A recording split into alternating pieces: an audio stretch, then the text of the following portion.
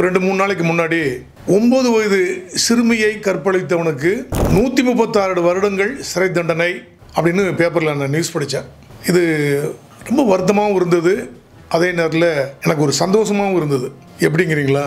பாவம், 9 வயசு நிரம்பிய ஒரு சிறுமி, விவரம் தெரியாத பொண்ணு.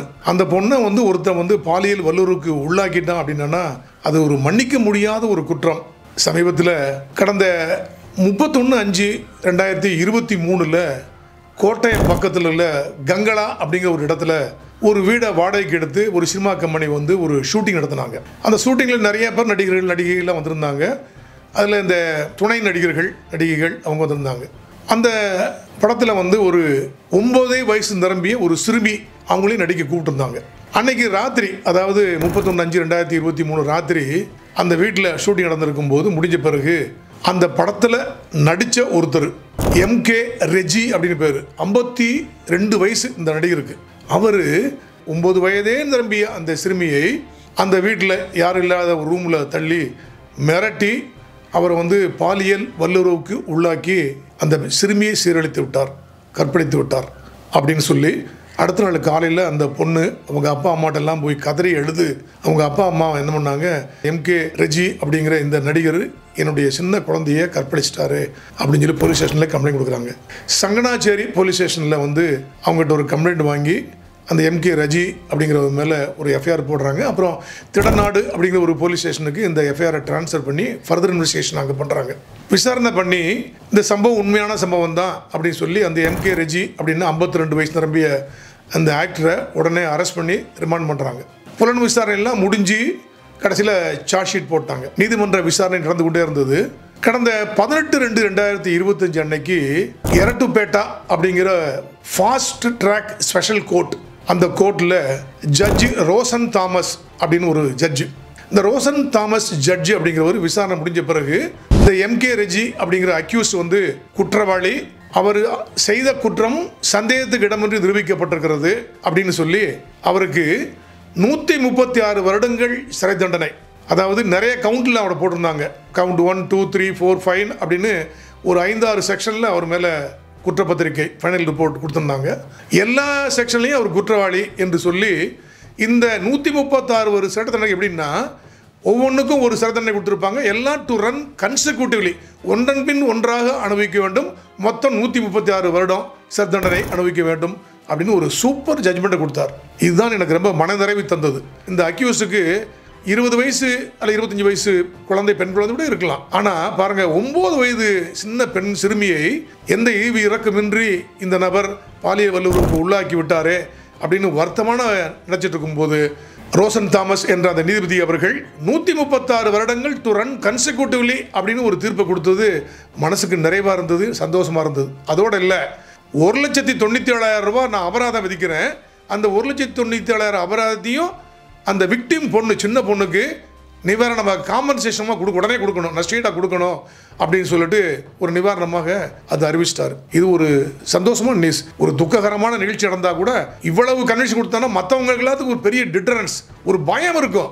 இப்போல்லாம் என்ன பண்ணுறாங்கன்னா, நம்ம தமிழ்நாட்டில் நீதிமன்றங்களில் நிறைய கேஸுகளில் 10 கவுண்ட் போட்டால் கூட இதில் 2 வருஷம், இதில் 4 வருஷம், இதில் 5 வருஷம், இதில் 10 வருஷம், இதில் 20 வருஷம் டு ரன் கன்கரண்ட்லி, ஏக காலத்தில் இது அனுபவிக்கும்னு சொல்கிறாங்க. மொத்தம் 20 வருஷம் தான். இப்படி கேரளா நீதிமன்றத்தை பின்பற்றி நம்ம ஊர் நீதிமன்றங்களும் டு ரன் கன்செக்யூட்டிவ்லி கொடுத்தாங்கன்னா 50 வருஷம் 60 வருஷம் அப்படின்னு கொடுத்தாங்கன்னா கண்டிப்பாக இப்படிப்பட்ட கொடூர குற்றங்கள் அல்லது பெண்கள் மற்றும் குழந்தைகளுக்கு எதிரான பாலியல் குற்றங்கள்லாம் ரொம்ப குறைஞ்சி போகுங்க. அதனால தான் நான் சம்பவத்தில் இப்படிப்பட்ட ஒரு நல்ல தீர்ப்பு வந்திருக்கு, அதை நினச்சி நம்ம சந்தோஷப்படலாம் அப்படின்னு நினச்சிட்டு இருக்கிறோம். சமீப காலங்களில் பாருங்கள், தமிழ்நாட்டில் பாலியல் ரீதியான பெண்கள் மற்றும் குழந்தைகளுக்கான பாலியல் ரீதியான குற்றங்கள் அதிகமாகி போச்சு, சட்ட ஒழுங்கு கெட்டு போச்சு, அப்படி இப்படின்னு சொல்லி எல்லா அரசியல் கட்சிகளும் அரசியல் செய்ய ஆரம்பித்து விட்டார்கள். அதில் உண்மையிலேயே எல்லாத்துக்கும் பொறுப்பு இருக்குங்க. அதாவது இந்த பெண்களுக்கு எதிரான குற்றங்கள் நடக்கூடாது அப்படின்னு சொல்லி அடுத்த பெண்ணை பார்த்தோன்னா நம்மளுடைய மகளா, நம்ம சகோதரியா, அம்மாவை தான் பார்க்கணும் அப்படிங்கிறது வீட்டிலிருந்தே ஆரம்பிக்கணுங்க. போலீஸ் என்னதான் நம்ம ஒர்க் பண்ணால் கூட போலீஸை பார்த்தா பயம் இல்லைன்னு ஒரு வெளியே சொல்கிறாங்க. என்ன பயம்னா என்ன, பேய் மாதிரி வேஷம் போட்டால் போலீஸ் போக முடியும், மற்றவங்க பார்த்து பயப்படுற அளவுக்கு இல்லை.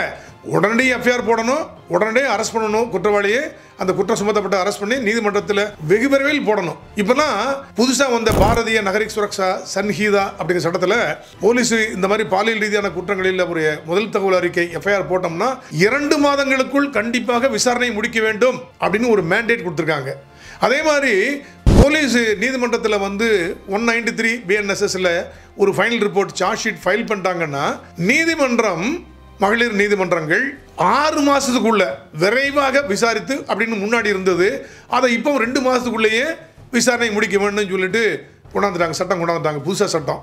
அட்ஜமெண்ட் கூட தேவையில்லாமல் ரொம்ப அட்ஜமெண்ட் கொடுக்கணும்னு சொல்லுவாங்க, 2 அட்ஜமெண்ட் அது மேலே கொடுக்கவே கூடாதுங்க, டே டு டே ட்ரையல் நடத்தணும் அப்படின்னு சொல்லலாம் சட்டத்தில் ஒரு மாற்றங்கள் கொண்டு வந்துட்டு அதெல்லாம் பின்பற்றுறது இல்லாமல் நம்மளும் பெண்கள் மற்றும் குழந்தைகளுக்கான பாலியல் குற்றங்கள் ஒருத்தர் நபரை கைது செஞ்சு கோர்ட்டில் வந்து நிறுத்தோம்னா ஒரு மாதம் 1.5 மாதம் கழிச்சு okay release on fail, condition fail அப்படின்னு சொல்லிட்டு விடணுங்க. என்னதான் fail is the rule, jail is an exemption அப்படின்னு உச்சநீதிமன்றத்துடைய கிருஷ்ணய்யர் என்ற நீதியரசர் சொன்னா கூட இந்த மாதிரி குற்றங்களில் சாதாரணமாக பெயில் விட்டோம்னா எத்தனையோ வழக்குகளில் 1 வருஷம் 2 வருஷம் 3 வருஷம் கூட பெயில் விடாமல் இருக்குது. ஆனால் இனிமேல் ஒரு மாறலாக என்ன பண்ணணும், தமிழ்நாட்டு நீதிமன்றங்கள் பாலியல் ரீதியான குற்றங்கள், அதாவது ரேப் கேஸ், அது பெண்கள் அல்லது பெண் குழந்தைகளாக இருந்ததுன்னா அந்த அக்யூஸ்டுக்கு பெயில் உடனே தரவே கூடாதுங்க.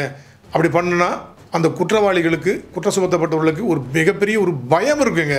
அதே மாதிரி அவங்களுக்கு கன்விக்ஷன் கொடுக்கும்போது கூட இனிமேல் வந்து டு ரன் கன்கரண்ட்லி அப்படின்னு சொல்லி ஏக தண்டனை அணுகணும்னு சொல்லாமல் இனிமேல் ஒன்றன் பின் ஒன்றாக தண்டனை அனுபவிக்கணும் அப்படின்னு தண்டனை கொடுத்து 40 வருஷம் 50 வருஷம் 100 வருஷம் அப்படின்னு தண்டனை கொடுத்தாங்கன்னா தமிழ்நாட்டில் இந்த மாதிரி குற்ற வழக்கில் மிகப்பெரிய ஒரு பயம் இருக்குங்க.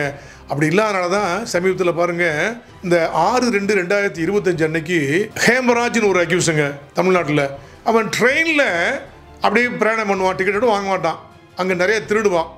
யாராவது பெண்கள் தனியாக இருந்தாங்கன்னா அந்த பெண்களை பயமுறுத்தி கத்தி காமிச்சு ரேப் பண்ணிடுவான். ஏற்கனவே ஒரு 2 வருஷத்துக்கு முன்னாடி அந்த மாதிரி ட்ரெயினில் பிரயாணம் பண்ணும்போது காட்பாடிக்கு அருகில் வைத்து ஒரு பெண்ணை வந்து கத்தியை காமிச்சு மிரட்டி ரேப் பண்ணி அவள் கத்தி எம்பது பண்ணணுன்னா அந்த பெண்ணை கொன்று விட்டான். Rape and murder case arrest பண்ணி நீதிமன்றத்தில் ஹேமராஜை விட்டாங்கன்னா ஒரு 4-5 மாதத்தில் அவர் பெயிலில் வந்துட்டான். பெயில் வந்த பிறகு எங்கே போகணும் தெரியல. இப்படிப்பட்ட கொடூர குற்றம் செய்வனுக்கு உடனே பெயிலில் விட்டோம்னா, பெயில் இஸ் தி ரூலில் விட்டோம்னா அப்புறம் எப்படிங்க டிட்டரன்ஸ் இருக்கும்? போலீஸை பார்த்து பப்ளிக் அந்த அக்யூஸ் பயப்பட மாட்டேங்கன்னா எப்படி? நீதிமன்றங்களும் கடுமையாக இருந்தால் தான் இந்த மாதிரி வழக்குகள் நல்லாயிருக்கும். கடைசியில் அந்த ஹேமராஜ் பெயில் ஏற்கனவே கொலை மற்றும் கற்பழிப்பு வழக்கை சமீபத்தில் செஞ்சுட்டு பெயில் அவனை விட்டாங்க. பெயிலில் வந்துட்டு கடந்த 6/2/2025 காட்பாடிக்கு பக்கத்தில் ட்ரெயின் போயிட்டு இருக்கும்போது, அதாவது ஆந்திராவை நோக்கி ஒரு கற்பழி பெண் சென்று விட்டுருக்கிறார். அந்த பெண்ணை போய் தாக்கி அவரை பாலியல் வல்லுறவுக்கு உள்ளாக்கி அவர் ரொம்ப இது பண்ணோன்னு ட்ரெயின்லேருந்து தள்ளி விட்டாங்க. நல்ல வேளை அந்த பொண்ணு உயிருக்கு போராடி தப்பிச்சிட்டாங்க. ஆனால் மிகப்பெரிய கொடூரம் நடந்துருச்சு. அப்புறம் பொதுமக்கள்லாம் காப்பாற்றி அந்த உயிரை காப்பாற்றிக்கிறாங்க. இந்த மாதிரி அக்யூஸ்டை ஒரு ரேப் அண்ட் மர்டர் ஏற்கனவே பண்ண ஒரு அக்யூஸுக்கு உடனடியாக நீதிமன்றம் பெயில் அளிக்காமல் உள்ளே வச்சு கண்டினியூஸாக ட்ரையல் பண்ணி அப்படியே கன்விக்ஷன் கொடுத்து உள்ளே இருந்தான்னா இப்படிப்பட்ட கொடூரம் நடக்குமா? ஆக தமிழ்நாட்டில் நீதிமன்றங்களில் உள்ள நீதிபதிகள்லாம் இனிமேல் இந்த ஹேமராஜ் இந்த மாதிரி ஒரு மறுபடியும் ஒரு ரேப் அண்ட் மர்டர் பண்ணுறதுக்கு ட்ரை பண்ணார். ரேப் பண்ணிட்டா நல்ல வேளை மர்டர் பண்ண முடியல, அட்டெம்ப்ட் டு மர்டர் தப்பிச்சிட்டாங்க அந்த பெண்மணி, பாவம். அதனால் இப்படி இந்த குற்றங்கள் சம்மந்தப்பட்டவங்களுக்கு அவங்ககிட்ட லீனியன்ஸாக இல்லாமல் கொஞ்சம் டிட்டரன்ஸாக நீதிமன்றங்கள் ஆக்ட் பண்ணால் இந்த மாதிரி குற்றங்களை ரொம்ப தவிர்க்க முடியும். கேரளா மாதிரி 136 வருடங்கள் தண்டனை அப்படிங்கிற மாதிரிலாம் கொடுத்தனா ரொம்ப ரொம்ப நல்லா இருக்குங்க, பயம் இருக்கும். இப்போ பெண்கள் தனியாக எங்கேயாவது போகிறாங்க, ஒரு வாக்கிங் போகிறாங்க அல்லது ட்ரெயின்லேயே போகிறாங்க அப்படின்னா கூட என்னதான் அந்த பாருங்கள், அங்கே இப்போல்லாம் வந்து புதுசாக ரயில்வே ஸ்டேஷனில் ரயில்வே போலீஸ் வந்து நான் கம்பார்ட்மெண்ட் போலீஸ்லாம் போடுறேன். நாங்கள் அது ஒரு போலீஸ் போடுவாங்க, அரை போலீஸ் போடுவாங்க, ஒரு 4 கம்பார்ட்மெண்ட் சேர்ந்து 2 போலீஸ் போடுவாங்க. ஆனால் ஒரே கம்பார்ட்மெண்ட்டில் பார்த்தீங்கன்னா எத்தனை பேர் இருப்பாங்க? 60 சீட்டுக்கு மேலே இருக்குங்க. அப்போ அவங்கெல்லாம் பாதுகாப்பாக பெண்கள் தனியாக எங்கேயா இருந்தால் பாதுகாப்பு இருக்க முடியுமான்னு சொல்ல முடியாது. பெரிய பெரிய எக்ஸ்பிரஸ் ட்ரெயின் அல்லது ஏசி கோச்சுகளில் நல்லா இருப்பாங்க, மீதி இடத்துல இருப்பாங்களான்னு சொல்ல முடியாது. அதனால் பெண்கள் தனியாக போனோம்னா அவங்களுடைய பாதுகாப்பாண்டி பெப்பர் ஸ்ப்ரே வச்சுக்கலாம். ஏன்னா கையில் சின்ன பை வச்சுருப்பாங்க. பெப்பர் ஸ்ப்ரே வச்சுருந்தாங்கன்னா சப்போஸ் யாராவது வந்து தகாத முறையில் நடக்கிறதுக்கு முயற்சி பண்ணாங்கன்னா, தப்பாக நடக்க முயற்சி பண்ணாங்கன்னா பெப்பர் ஸ்ப்ரே எடுத்து அப்படி மூஞ்சில் அடித்தா போதும், கண்ணை திறக்கவே முடியாது, தப்பிச்சிடலாம். ஒரு டைம் எடுக்க தப்பிச்சிடலாம். அப்படி இல்லையா எலக்ட்ரிக் ஷாக்கர் இருக்கும், சின்னது வச்சுருப்பாங்க, ஃபாரினில் பெரும்பாலும் விற்கிது. அது அவனை வச்சு அவன் எதாவது பண்ணானா பட்டன் அமைக்கி நேரம் அப்படி உடம்புல எங்கேயா வச்சுட்டானா அல்லது கழுத்து பக்கம் வச்சுட்டானா உடனே டப்புன்னு மயக்க மாட்டு கீழே வந்துடுவான். இதெல்லாம் உயிருக்கு ஆபத்து இல்லைங்க. தடை செய்யப்பட்ட ப்ரொஹிபிட்டட் அந்த வெப்பன்ஸ் இல்லை, அது சாதாரண மேட்டர் தான். உங்களுடைய தற்காப்புக்காக நல்லா வச்சுக்கலாம். ஏன் சின்ன கத்தி கூட நீங்கள் வச்சுக்கலாங்க. ரொம்ப பிரச்சனை பண்ணாங்கன்னா டக்குன்னு ஒரு குத்துனா கூட போதும். ஆக எப்படின்னா என்ன ஒரு ரிட்டையர்டு போலீஸ் ஆஃபீஸர் இப்படி கத்தியெல்லாம் வச்சுக்கலாம் அப்படின்னு நீங்கள் சொல்கிறீங்க அப்படின்னா, அதாவது பழைய இந்திய தண்டனை சட்டத்தினுடைய சட்டப்பிரிவு 100ல் இப்போ வந்து பாரதிய நியாய சன்ஹீதா அப்படிங்கிறதுல சட்டப்பிரிவு 38ல் உங்களை யாராவது ஒருத்தன் வந்து ரேப் பண்ணுறதுக்கு ட்ரை பண்ணுறான், நான் அவனை தாக்கலைன்னா அவன் கண்டிப்பாக ரேப் பண்ணிடுவான் அப்படின்னு ஒரு இம்மினண்ட் அப்ரஹென்ஷன் ஒரு எண்ணம் உங்கள் மனசில் இருந்ததுன்னா அவனை நீங்கள் தாக்கி அதனால் அவன் செத்து போயிட்டா கூட பரவாயில்லைங்க, அது குற்றம் அல்ல, ஜஸ்டிஃபைட் அப்படின்னு சட்டப்பிரிவு 38 BNS பாரதிய நியாய சங்கீதா சொல்லுது. ஸோ நீங்கள் அப்படி உங்களை காப்பாற்றிருக்காக வேண்டி நீங்கள் அவனை கொல்லும் அளவுக்கு நீங்கள் பல பிரயோகம் செய்யலாமுங்க, தப்பே இல்லைங்க. அதே மாதிரி யாராவது ஒரு பொண்ணை ட்ரை பண்ணுறதுக்கு யாராவது ஒருத்தர் ட்ரை பண்ணுறான் அல்லது அத்துமீற ட்ரை பண்ணுறான்னா பக்கத்தில் யாராவது இருந்தாங்கன்னா அந்த பெண்ணினுடைய ரைட் ஆஃப் ப்ரைவேட் டிஃபென்ஸ் இந்த ஆளுக்கும் வந்துடும். இவரும் போய் அந்த பெண்ணை காப்பாற்றுறதுக்காண்டி பலத்தை பிரயோகித்து அவன் இறந்தா கூட குற்றமே இல்லைங்க, ஜஸ்டிஃபைட். அதனால் இந்த மாதிரி பெண்கள் அல்லது பெண் குழந்தைகளை யாராவது அத்துமீறி பாலியல் வல்லுறவுக்கு உள்ளாக்க ட்ரை பண்ணாங்கன்னா அருகில் யார் இருந்தாலும் உடனடியாக ஹெல்ப் பண்ணுங்க, அவனை தாக்கி இந்த பெண்ணை காப்பாற்றுங்கள், உங்கள் மேலே குற்றமே இல்லை, போலீஸ் நடவடிக்கை எடுக்க மாட்டாங்க. அதே மாதிரி பெண்கள் வந்து நிறைய ஃபோனு ஹெல்ப்லைன் வச்சுக்கலாம். 181 அப்படின்னு இருக்குது, 100 இருக்குது, 1091 இருக்குது. இந்த மாதிரி ஃபோனில் அவசரம்னா நீங்கள் உடனே ஃபோன் பண்ணி இந்த மாதிரி பிரச்சனைகள் இருக்குது அப்படின்னு சொல்லிட்டு நீங்கள் ஃபோன் பண்ணி பேசலாம். அது மாதிரி இந்த காவலன் ஆப் அப்படின்னு இருக்குது, அது ரொம்ப பிரசித்தி பெற்ற ஒரு ஆப். அந்த காவலன் ஆப்பில் நீங்கள் வந்து சும்மா டச் பண்ணால் போதுங்க, நீங்கள் ஒன்றும் ஃபோன் பண்ண வேண்டாம், அப்படி டச் பண்ணாலே போதும். போலீஸ் கண்ட்ரோல் ரூமில் பெண்கள் பிரிவு இருக்குது, அதில் உடனே ரிங் ஆகும். அவங்க உங்களுக்கு ஆன்சர் பண்ண ட்ரை பண்ணுவாங்க, ஹலோ ஹலோ என்ன நடந்துச்சு அப்படின்னு கேட்பாங்க. நீங்கள் ஒன்றும் பேச முடியாது சொல்லிருந்தால் போதும், உங்களுடைய லொக்கேஷன் அங்கே காமிக்கும். இந்த மாதிரி ஏதோ ஒரு பொண்ணு வந்து ரொம்ப ஆபத்தில் இருக்காங்க, அவங்க காவலன் ஆப் அமுக்குனாங்க, ஆனால் திருப்பி எடுக்கலன்னு உடனடியாக பக்கத்தில் இருக்கிற 2-3 வெஹிக்கிள் இன்ஸ்பெக்டர் உடனே அங்கே போங்க அப்படின்னு சொல்லுவாங்க. உங்களை 2 நிமிஷம் 5 நிமிஷத்துக்குள்ள வந்து காப்பாற்றிடுவாங்க உங்களுக்கு. ஆக காவலன் ஆப் யூஸ் பண்ண தயாங்காதீங்க. அது மாதிரி போலீஸ் ஹெல்ப்லைன் நம்பரை நீங்கள் யூஸ் பண்ண தயாராதுங்க. அது மாதிரி பொதுமக்களுக்கு ஒரு வேண்டுகோள், ஒரு பெண்களுக்கு எதிரான அல்லது அந்த பெண் குழந்தைக்கு எதிரான பாலியல் வல்லுறவு வழக்குகள் எங்கேயாவது நடந்திருந்தாங்கன்னா எந்த காரணத்தை கொண்டும் அந்த பெண்ணு அல்லது அந்த பெண் குழந்தையுடைய பெயர் விலாசத்தை அல்லது அந்த பெயர் விலாசத்தை தெரிந்து கொள்ளும் அளவுக்கு இட்டு செல்கின்ற தகவலை நீங்கள் வெளியே சொல்லவே சொல்லாதீங்க. ஒரு பெண்ணை வந்து வல்லுறவுக்கு உள்ளாக்கிட்டாங்க, ரேப் பண்ணிட்டாங்க அப்படின்னா அந்த பெண்ணுடைய பெயரையோ விலாசத்தையோ எதையோ சொன்னீங்கன்னா இப்போ இருக்கிற பாரதிய நியாய சங்கீதாவில் சட்டப்பிரிவு 72 படி நீங்கள் தண்டனைக்குரியவர்கள், உங்கள் மேலே எஃப்ஐஆர் போடலாம், அரெஸ்ட் பண்ணலாம்.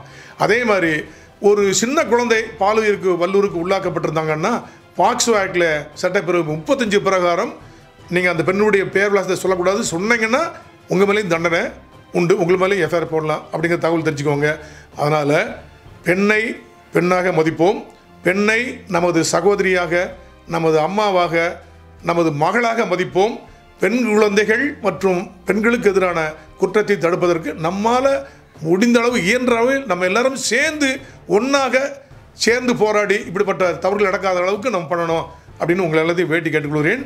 இது சம்மந்தமாக ஏதாவது டவுட் இருந்ததுன்னா நீங்கள் கமெண்ட்டில் கொஸ்டினை போஸ்ட் பண்ணுங்கள், உங்களுக்கு நான் பதில் தர தயாராக இருக்கின்றேன். நன்றி.